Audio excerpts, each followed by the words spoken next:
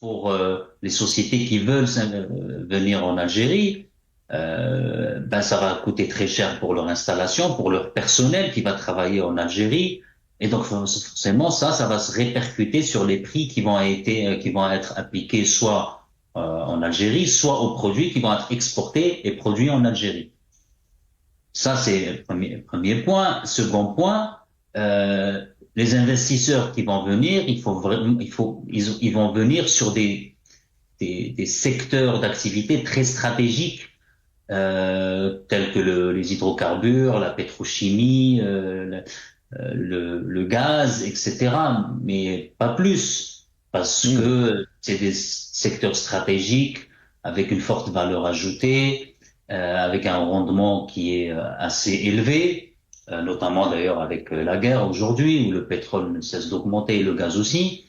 Mais en dehors de ces secteurs-là, je ne vois pas comment une société lambda pourrait penser à l'Algérie comme pays où elle pourrait investir son argent. Troisième point, il y a le tourisme. C'est-à-dire aujourd'hui, on nous casse les oreilles avec il faut que l'Algérie devienne une destination touristique, il faut que les touristes viennent.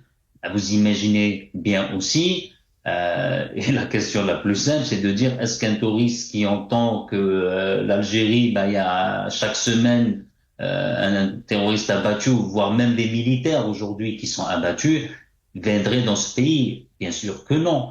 Et malheureusement, il y a énormément de privés dans le sud qui ont beaucoup investi de leurs propres deniers dans l'hôtellerie, dans des circuits pour faire découvrir le Sahara algérien.